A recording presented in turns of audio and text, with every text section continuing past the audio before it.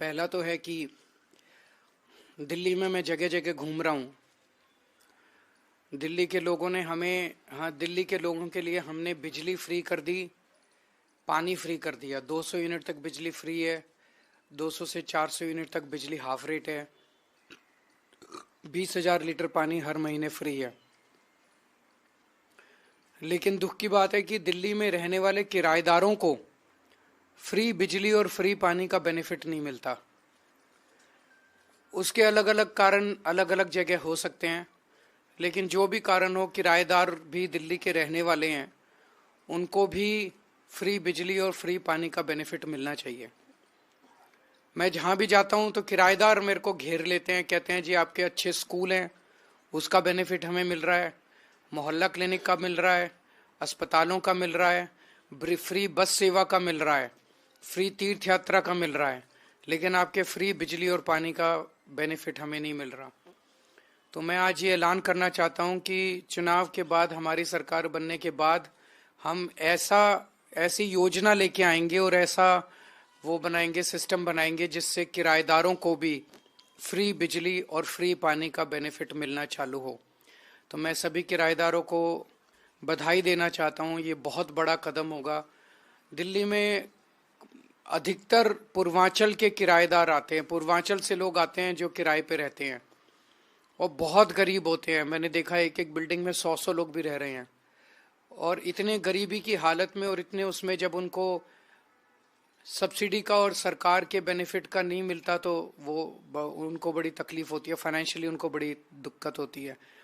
तो उन सब लोगों को अब फ्री बिजली पानी का बेनिफिट मिलना चालू होगा। दूसरा मुद्दा आज है कि आम आदमी पार्टी पर एक फिल्म बनी है। इस फिल्म को आज ये पत्रकारों को देखनी थी, उनके लिए एक स्पेशल स्क्रीनिंग रखी गई थी इस फिल्म की। आज सुबह ही पुलिस ने वहां पहुंच के उसकी स्क्रीनिंग रुकवा दी और कहा कि ये स्क्रीनिंग नहीं की जा सकती। किसी भी कानून में, ये प्राइवेट स्क्रीनिंग थी, ये कोई पब्लिक स्क्रीनिंग नहीं थी।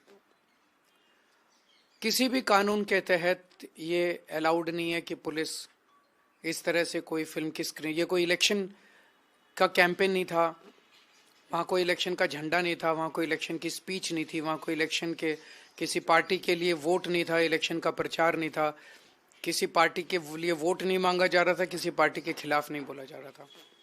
एक प्राइवेट स्क्रीनिंग थी फिल्म की। तो बीजेपी इतनी क्यों डरी हुई है इस फिल्म से? मैंने तो फिल्म नहीं देखी, लेकिन मुझे बताया गया है कि इस फिल्म के अंदर आम आदमी पार्टी के नेताओं को जो जेल भेजा गया पिछले 2 साल में, उन्हें जेल भेजने के पीछे की कहानी है, और कई सारे रहस्यों से और षड्यंत्रों से ये फिल्म पर्दा उठाती है। और ये बीजेपी के गैर कानूनी और गैर संवैधानिक तरीके से, जिस तरह से बीजेपी ने आम आदमी पार्टी के नेताओं को जेल भेजा था, उस पर से वो पर्दा उठाती है, और इसीलिए बीजेपी इतनी ज्यादा डरी हुई है। तो हम इसकी कड़ी निंदा करते हैं कि ये फिल्म को इस तरह से रोका गया, और हम उम्मीद करते हैं कि हमें परमिशन दी जाएगी इस फिल्म को दिखाने की। Thank you.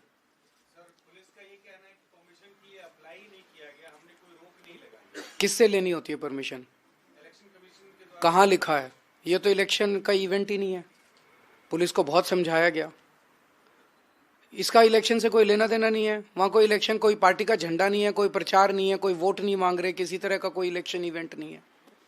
गुंडागर्दी है, तानाशाही है।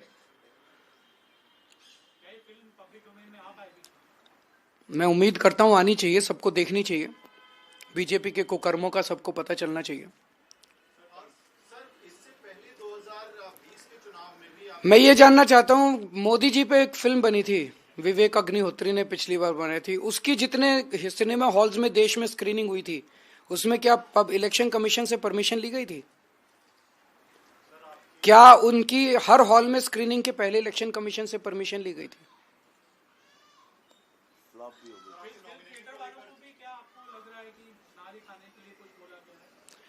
मुझे आइडिया नहीं है। आज तो एक प्राइवेट स्क्रीनिंग थी जिसमें आप सब पत्रकारों को इनवाइट किया गया था केवल दिखाने के लिए।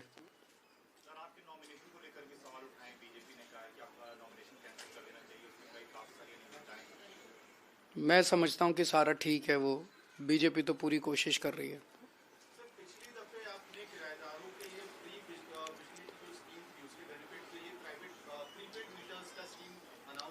इसका उसमें कुछ अड़चने आई थी, तो वो सारी अड़चने दूर करके इस बार इसको लागू किया जाएगा ताकि उन तक बेनिफिट पहुंच सके।